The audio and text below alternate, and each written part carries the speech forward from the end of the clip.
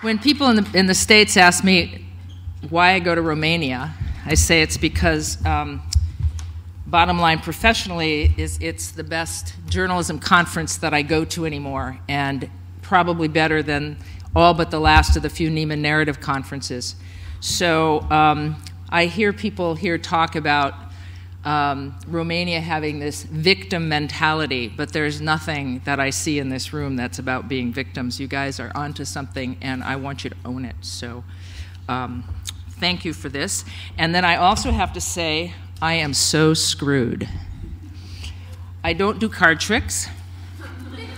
I don't do card tricks. I don't own a dog, so I can't show you pictures of my dogs. And I certainly don't sing.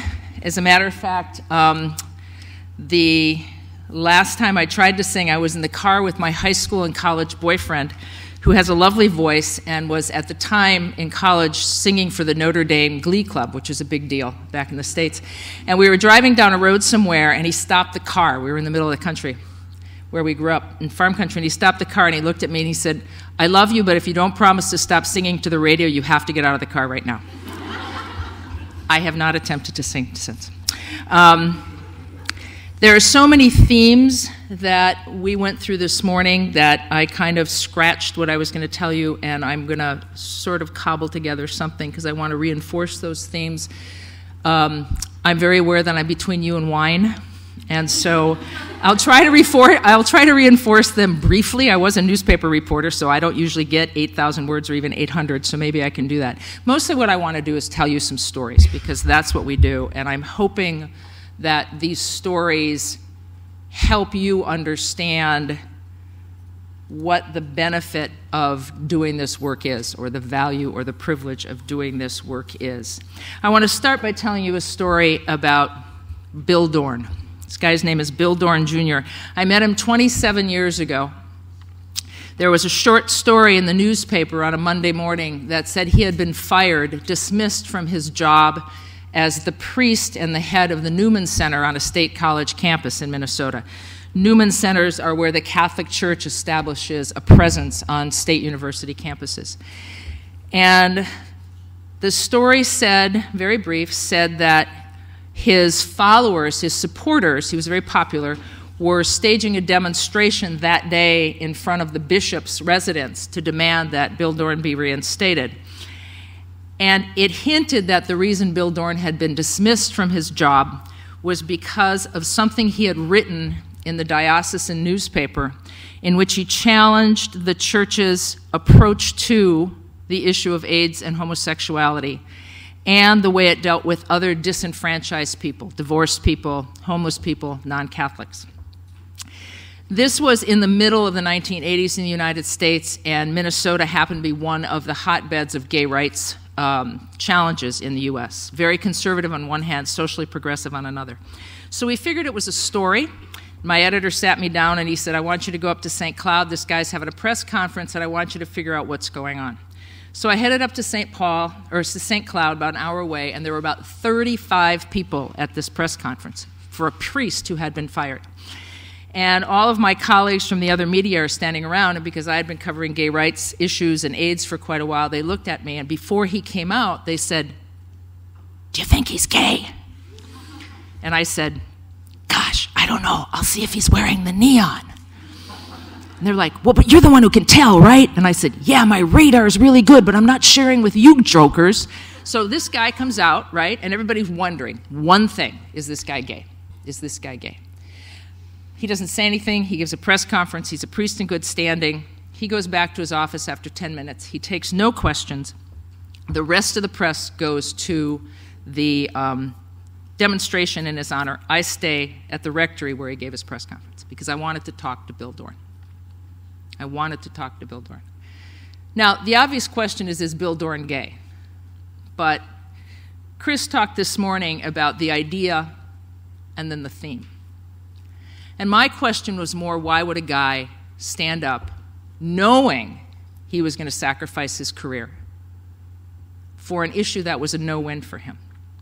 And it didn't matter to me whether he was gay or not, because either he was gay and living this double life as a priest in the Catholic Church, so living a secret, or he wasn't gay and he was Joan of Arc, willing to stand up for other people who couldn't stand up for themselves. I figure either way he was a great story. It took me 7 or 8 weeks to get him to agree to talk to me. I did several other stories along the way about his issue and his case.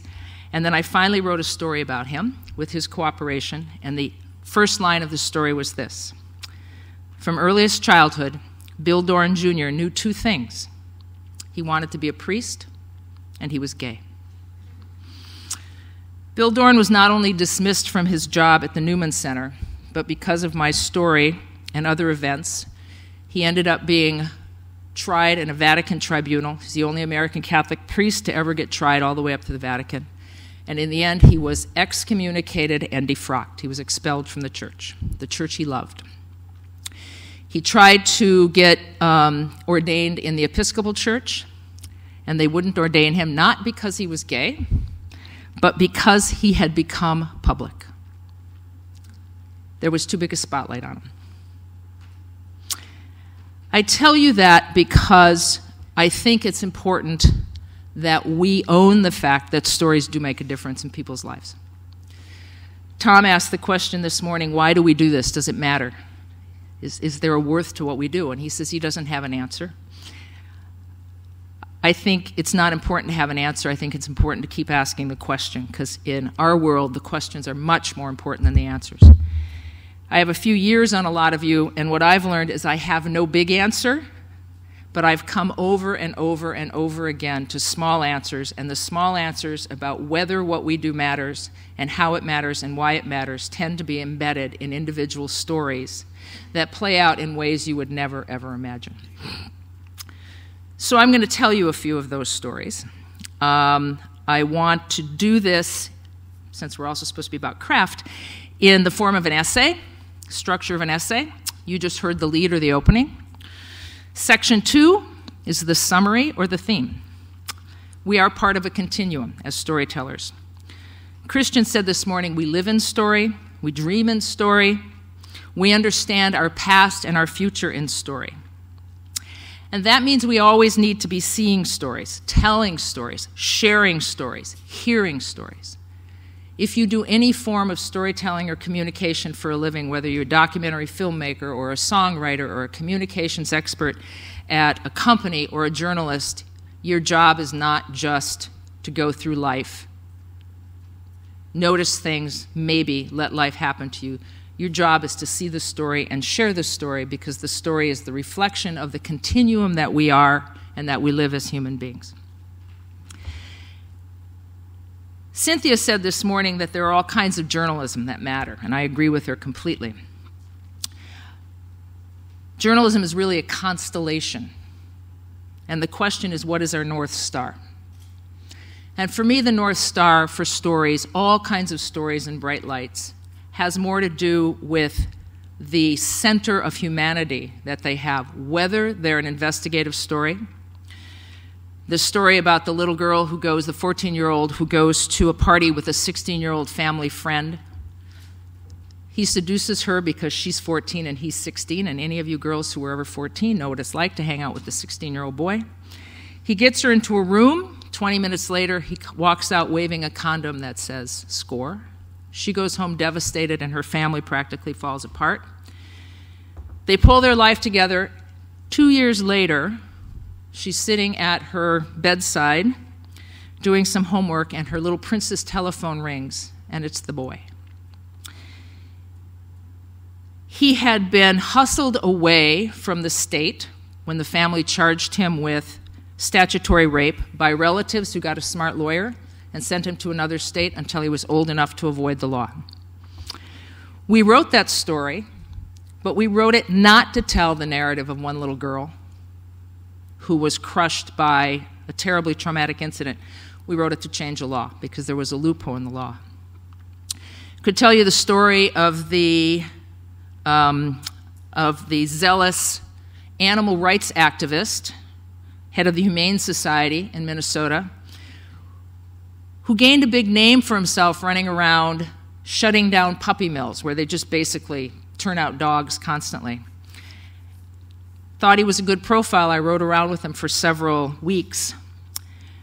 And I started realizing something was very wrong because he carried a .357 Magnum on his hip, and he used to constantly make comments about my breasts. So I started making some other calls, and I found that 5 or 6 women who had worked for him had filed sexual harassment claims against him, that he was not, that he was he was performing malfeasance with records. Nobody would tell the story because they were afraid of him. I got a lawyer to leak documents to me. I could have told a narrative about this guy and his crusade. I got him fired.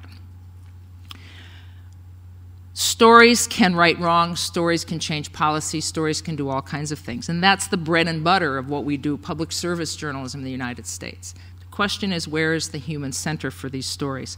A lot of what we're doing now is measured.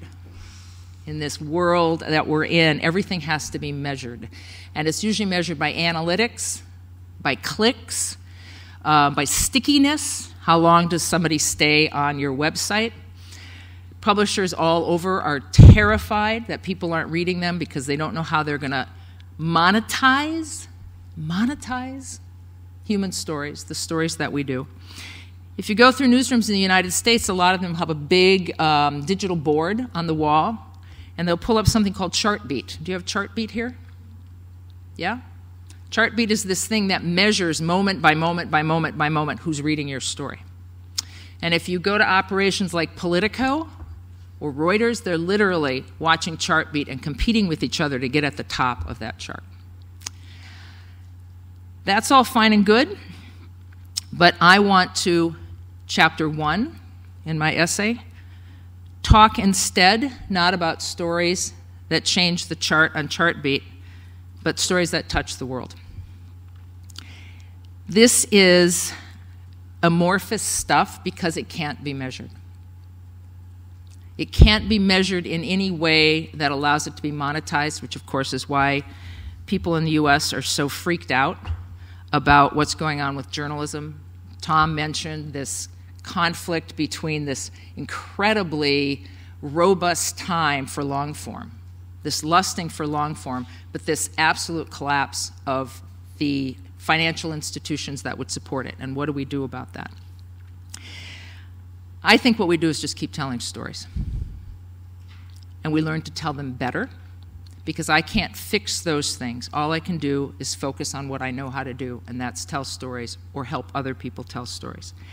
That said, I think it's really, really important to hold on to the stories that you do know matter. And I'm just going to share a few of them with you because I want you to all know that stories, even if you can't track the change, do change things. I'm going to get a little funky here with my PowerPoint because I want to pull something up. Hold on. Not there. Okay.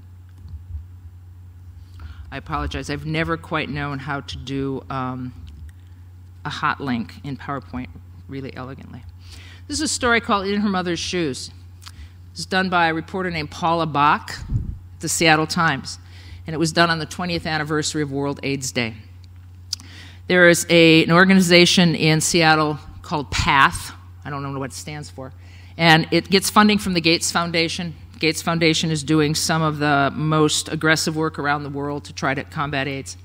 Paula wanted to write about PATH. We're a local newspaper. And so she came to us. I was an editor at the time, and she says, well, these PATH people are going to Zimbabwe, which is one of the highest AIDS rates in the country, or in the world, and I want to go and write about PATH. And the story came my way, and I said, why would we write about PATH? Why don't we write about AIDS in Zimbabwe and by extension the world?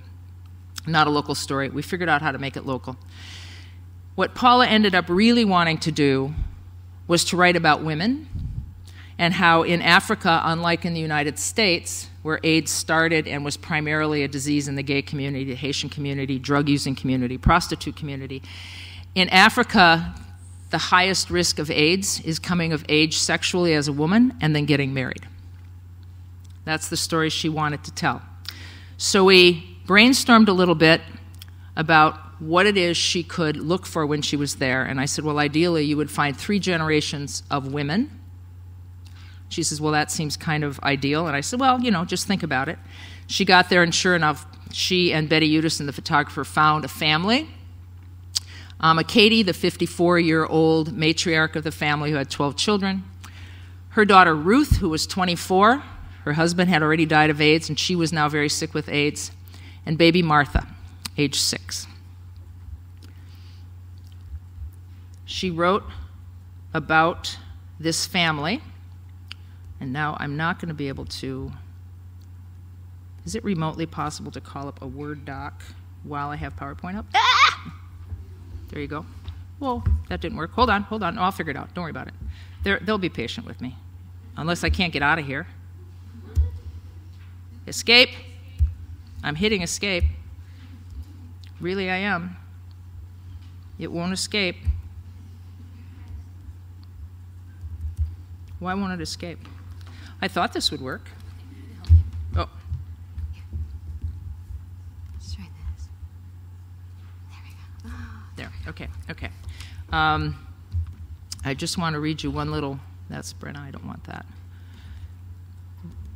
While Paula and Betty were in Africa, they met this family, and they were talking to Katie, the matriarch, and her daughter Ruth was very, very, very sick. And they were trying to figure out what kind of, now this won't go away. This is so crazy. What do you mean the one on the right? Sorry, open it again. Open it again. I just want to put it down there. Oh, okay. But look. Yeah. Where do you want to put it? I want it off of there. Oh, then just move it maybe? No, it won't move. Okay. I'll throw it away. I'll call it up later. While they were there, Ruth got sicker and sicker and sicker. And one of the things that happened was that Katie, they were asking Katie what kind of precautions she takes. They wanted to understand how a country like Zimbabwe helped people not be at risk of AIDS. And Katie was very, very shy and very reserved, but all she said was, they tell us at the church to use bleach and gloves, and we don't have any money for bleach and gloves. And what Paula and Betty had to do was decide, what do they do in a situation like that? Here's one passage from their story. Martha, on the brink of 6, she likes dressing up, playing pebble games, drinking tea with sugar if there's sugar to be had, splashing her dishes clean at the outdoor sink, circling through endless rounds of Ring Around the Rosie until she's so dizzy she collapses on the ground. She giggles. She pretends to be a bunny, hop, hop, a chicken, flap, flap, a warthog, snort, snort. She is at that enchanted age when anything seems possible, and that's just the problem. In 10 years, when Martha is sweet 16, strolling home from school in a swishy pleated skirt, men will certainly notice. And if one fellow in particular says hello, how are you? And the next day says hello again, and that leads to the next thing and the next, then what? Who will take care of Martha? What's to stop her from following in her mother's footsteps? Faced with a global epidemic, what do you do? Faced with a plea for one pair of rubber gloves, what do you do? In impoverished Africa, people want and need to be paid for whatever they do, including sharing their name and their lives. But if we pay for information, a source might exaggerate or lie. Neighbors or relatives might grow jealous. If we buy gloves for one, why not bleach for another? Drugs for a third. Where do you start? Where does it end? Instead, we tell a story, because that's what we do. In journalism, that's ethics. In the heart, it rings hollow. This was the dilemma that Betty and Paula faced, and that I think all of us face, because we don't know always the boundaries of getting involved in the world and yet making a difference in the world. I will tell you, though, that when this story was published and we wrote this, it became the centerpiece of a traveling international exhibit that has gone around the world 3 or 4 times to teach people introduce them to the problem of AIDS in Africa and teach them about the efforts that are being made on the ground to get protection into the hand of women in cultures where the sexual dynamic belongs to the men. One story, one newspaper in Seattle, Washington. It's been around the world. We could not have predicted that, but that's what happened. The story had shelf life. The story made a difference. Many of you know the story, my story, about Dick and Bert Hansen, AIDS in the Heartland.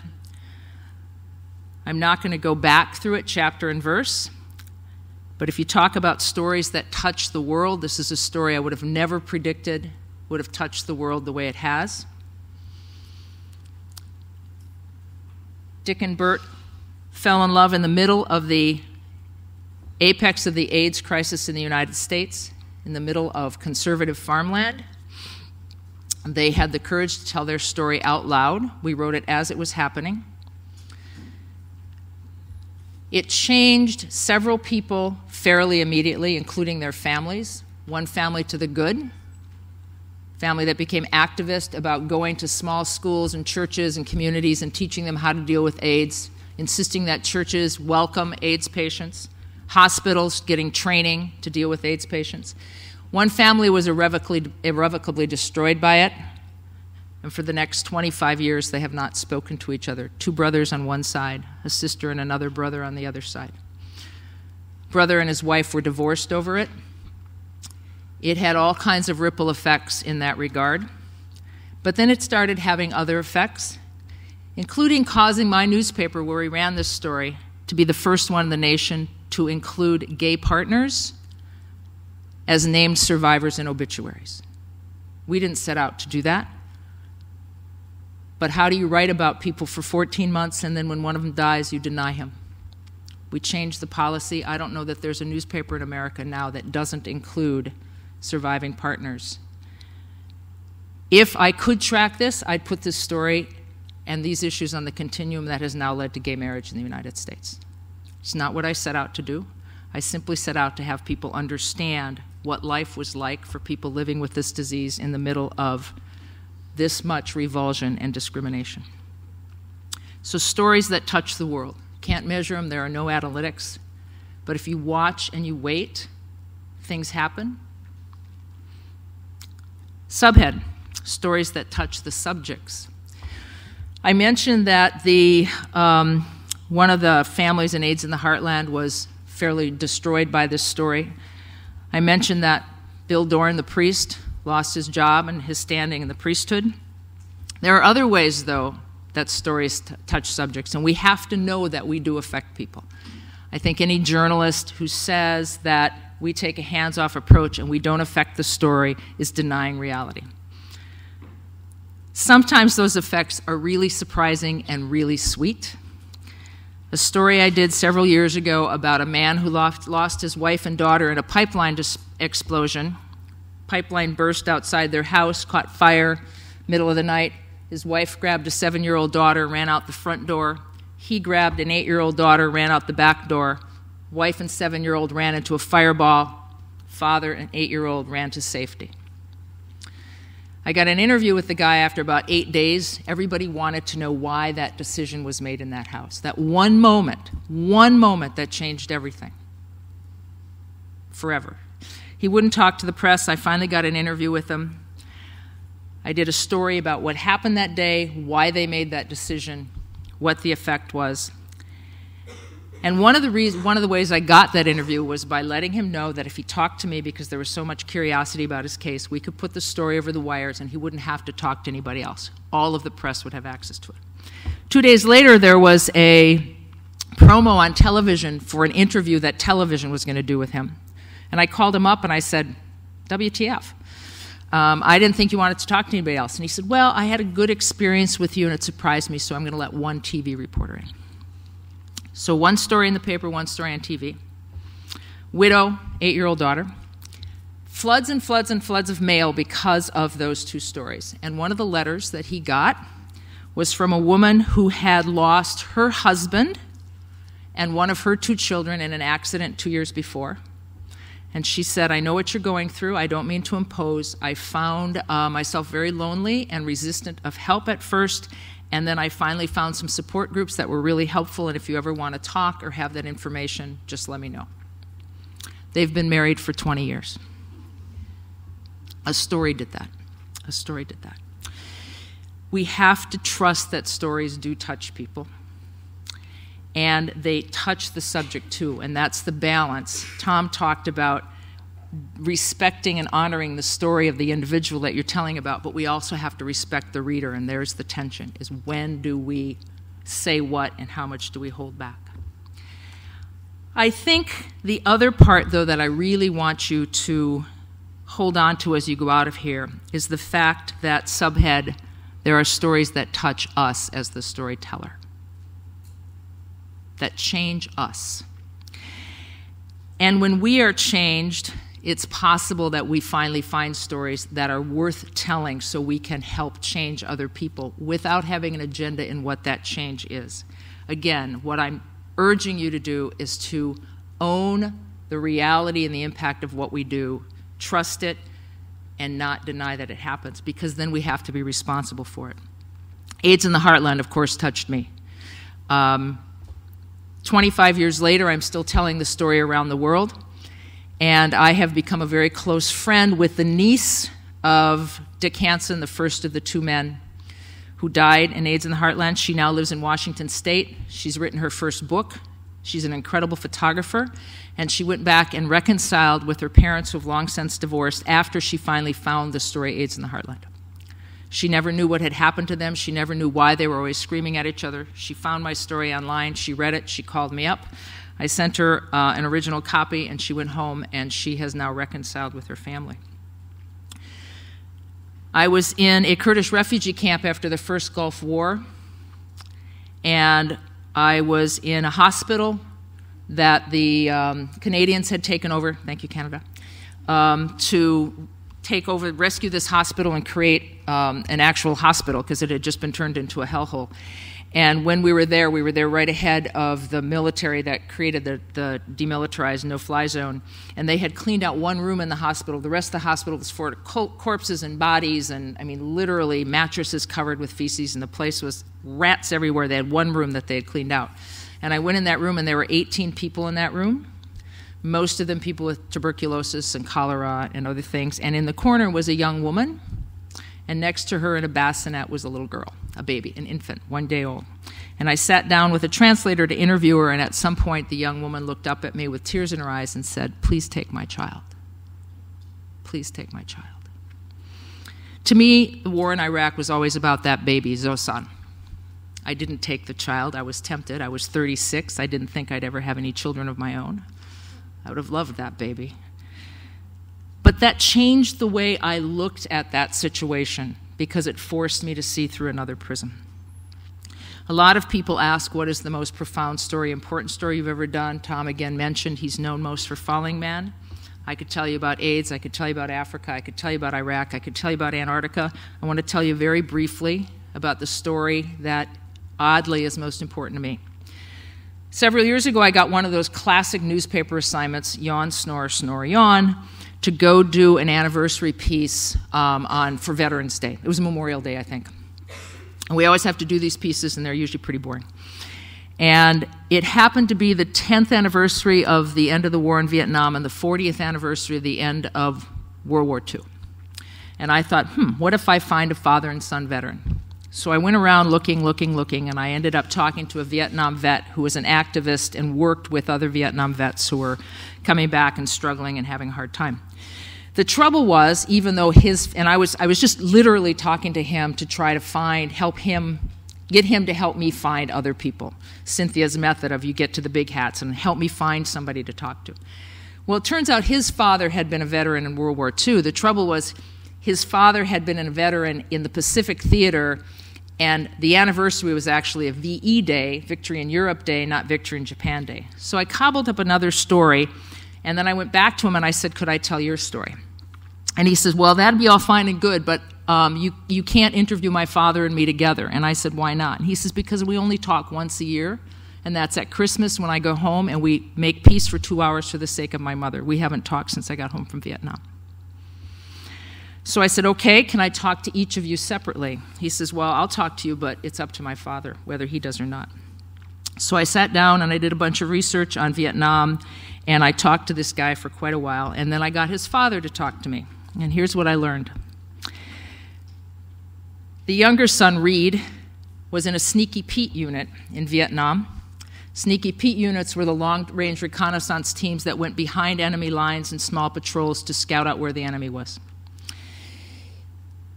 He was in the Sneaky Pete unit when they were ambushed, and he was the only one who came back from his squad. Everybody else was killed. I found out that his father was in a long-range reconnaissance team in Japan for the U.S. Army, and he was in a firefight behind enemy lines, and only 2 of the men came back, and he was one of them. I found out that when the father left for the Pacific, he had met a young woman, fell in love with her, courted her, and made her promise to wait for him. And he told me a story that when he was in the Pacific Theater in war, at the end of a long day or at the end of a hike, he would sit down, get away from the other men, and in his top left-hand pocket, he would open it up, and he'd pull out a piece of paper, and he'd unfold it, and it was the last letter this woman wrote to him before he got on the ship to go overseas.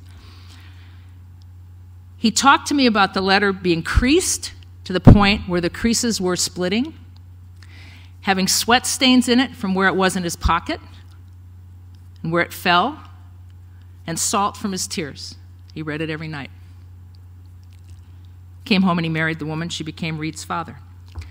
I found out that when Reed shipped out to Vietnam, just before he left, he met a young woman, courted her, asked if she'd wait for him, went off to war, and he was sitting in the jungles of Vietnam. At the end of the day, he would remove himself from the rest of his troops, and he'd reach into his top left-hand pocket, and he'd pull out a letter, and he'd unfold it, and he'd look through the sweat stains and the salt from his tears, and he'd try to be careful with it because the creases were starting to split, and it was the last letter that the girl back home had written to him.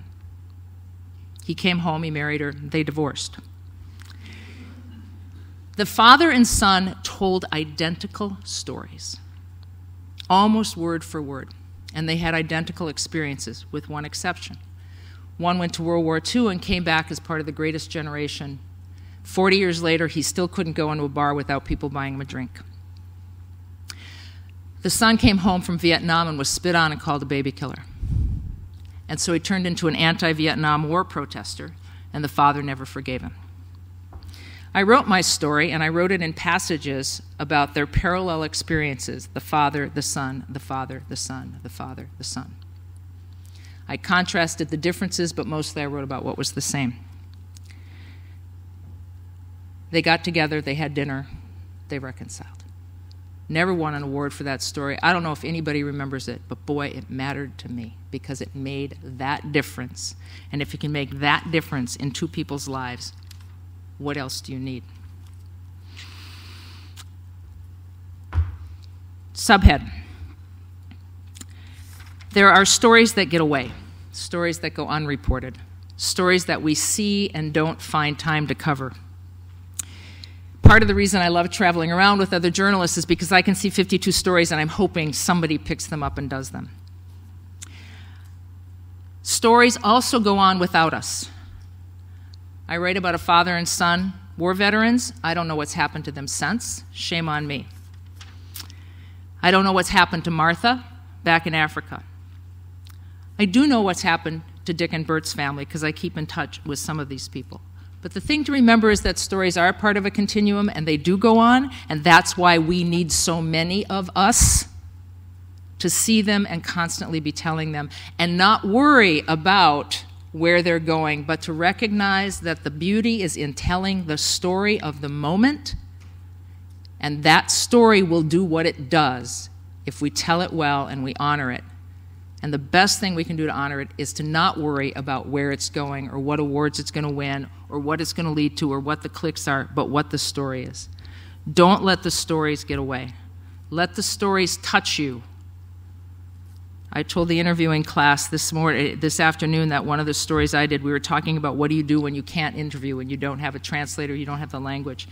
And one of the most important stories I ever did was in Africa at the refugee camp when I wandered into a hospital clinic, and there was a woman there with a little 9-year-old girl and twins, 6-month-old twins. And the doctor was helping her figure out how to feed one of her twins who was too young or too weak and too sick to suck.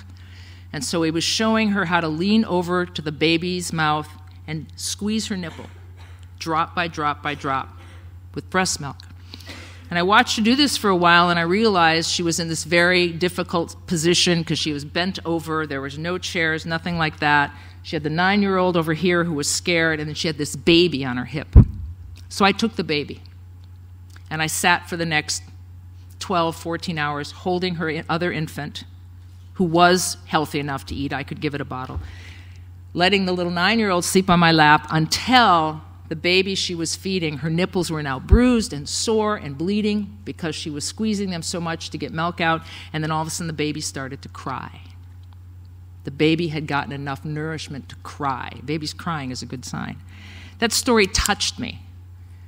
I don't know if it made a difference in anybody else's life. I just had to tell it and trust that maybe it would show people the humanity that comes into play when people are trying to keep their children alive. That's a universal story. So let those stories touch you. Dare to believe that your stories, well told, will touch others. They'll start as a small plunk, a little tiny drop in an eternal ocean, a second in endless time. They'll ripple out, they'll reach forward, they'll reach backwards, they'll connect us with our history, they'll reach forward to help us create hope. Maybe they'll change our understanding of something, maybe they'll show us a new view, maybe they'll challenge us about what we thought was true, maybe they'll open our minds, maybe they'll touch our souls, maybe they'll change our hearts. I can't measure that on Chartbeat. Subhead, the turn. So that's all fine and good, but how do we do that? 3 things. First, yes, of course, craft. We need to get better and better and better at craft. I wish I would have heard your argument. I hear about practice getting you better or not. I hear it was quite something. Caring about the craft and trying to be good at it, everything you heard that is process and what do we do, and we're constantly thinking about it, and it doesn't get any easier. It just starts to make more sense because you start to trust that it matters. So craft is important, but I want to leave you with 3 other things. The 3 things I think that we need most as storytellers are creativity, courage, and compassion. Creativity to stand somewhere new when you're telling a story, to see it through fresh eyes, to find the way around the problem, to find the way to pitch the story and get it published, to ask a new question, to find a way to make a living, to find a new way to tell a story, to tell a story in tweets and tell a story in songs. I write narratives now on Facebook when I travel. It's taught me a new way of writing. Where's the creativity in what you do? Don't just go out and do the same old thing and the same old thing. It's why so much journalism is so boring. None of the people you heard from today do boring journalism. They're creative about it. They're working on it. They're thinking about it. 2, courage. You can have the kind of courage it takes to be in a war zone, the kind of courage it takes to stand up to corruption and power and take it on. But I also want to encourage you to have the courage to be bold enough to ask the tough question, the sensitive question, the painful question. That takes real courage. When I did AIDS in the Heartland, I had to sit down with 2 men and ask them if I could watch them die, because any less honesty would have been unfair on my part. I then had to go back to them and ask them who they thought brought the virus into the relationship, so who might be responsible for killing who and where they put that in a committed relationship. That was a hard question to ask. It would have been dishonest not to ask it. I have to ask the man who's lost his wife and daughter what he tells his other daughter about what happened that day. I covered the Olympics for a time, and I once asked the 16-year-old American who slipped on the balance beam and lost the medal for her team what it was like to be the one who lost the medal for her team. It's what people wonder. It's our humanity. Have the courage to ask the question. But finally, the reveal, compassion. We don't talk about compassion much in journalism. But here's my deal. You can't be afraid to care. You can't be afraid to care. And I think too often we are afraid to care, and we hide behind this false wall of objectivity and distance. I'm not like Mona, an advocacy journalist, a human rights journalist. I need, for my purposes, to divest myself in what people decide, but I need to care that they know, that they understand, that they might have the possibility of experiencing a new way to see something. You've got to care. If you don't care about the people you write about or the stories you do, why would anybody else? And you can't do immersion journalism unless you care about people enough to spend that kind of time with them and to really try to listen to them and understand them. Our stories aren't just part of a timeline, they're part of human legacy. They're the things that connect generations, they connect geography, they connect culture, they connect ethnicity and race. So care about the subjects of your story. Care about the people who receive and hear those stories. And care about your own craft. Care about what you do. Creativity, courage, compassion. Now, the climax. I'm going to let you get to your wine, honest. I want to read you a quick little top to a story. That's not it. There it is. Story is by Kara Solomon of the Seattle Times. I was privileged enough to edit it. And the backstory to this is that a photographer had been following this little kid around a neighborhood in suburban Seattle for about 6 months, and the kid was this spunky little kid in a wheelchair.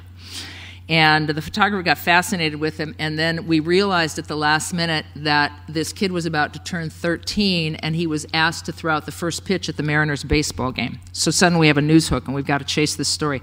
So Kara, a young reporter, gets sent in to do it, and she came to me and she says, but I don't want to write the typical spunky little kid in a wheelchair story. And I said, good instinct. What do you want to write about? And she said, well, I don't know. I just don't want to write that story. And I said, well, okay. What is the bigger theme here? What's the bigger idea? What does this kid have in common with everybody else? What am I going to learn? And she says, well, I don't know. You've never been in a wheelchair or had your legs not work or whatever. And I says, yeah. And I says, so he's about to turn 13. What's the commonality? What's the idea here? And she looked at me. She says, oh, my God, you don't want me to talk to him about sex, do you?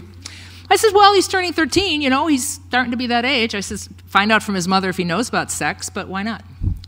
This is what she wrote, and I want to offer it to you as an example of creativity, courage, and compassion in journalism. And I also want to offer it because, to me, it's the story I pull out every 6 months and read when I want to remember what my relationship with the story subject and the story receiver is. And the relationship is embedded in the two characters in here. It's called Growing Up Gabe. For years, they sat behind him in class. They brushed past him in the hallways. They giggled in the corners of the cafeteria. Gabe Murfitt didn't really see them, and then one day he did. It was the first dance of his junior high school career. The girls were clustered in a knot at the center of the gym. Gabe's best friend cut through the crowd. He picked out a tall, thin one with brown hair and braces on her teeth. He asked the question, will you dance with Gabe Murfitt? Okay, she said, but only if he asks me himself. Gabe left his wheelchair by the edge of the gymnasium. He moved toward the girl on his knees. He ignored his queasy stomach. He asked her to dance. She said yes. And then she asked, how? Even now, 6 months later, he can't believe she did it. He asked her, and she did it. She got down on her knees and danced.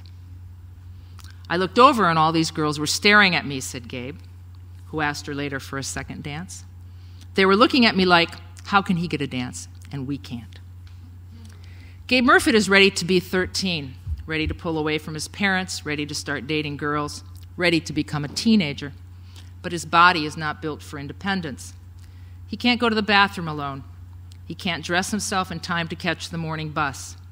He can't comb his hair without help from his mother. This is a fact of Gabe's life. He was born with malformed legs and with hands but no real arms. It is a fact Gabe has acknowledged, then ignored. He has played baseball. He has played the drums. He has danced. He has done all these things differently from the average 7th grader, but he has done them nonetheless. It takes some thinking, that's all, some strategizing. Like that after-school dance at Leota Junior High. The machine-powered wheelchair was too risky, Gabe thought. What if he drove over the girl's foot? So he went with walking that day, using his knees like his friends used their feet. When the music kicked in, Gabe could not reach far enough to touch the girl's waist. But her arms were long enough. She could touch him, and she did, resting her hands on his shoulders. They swayed back and forth on their knees. I was freaking out just to ask her, said Gabe. The second time, no biggie.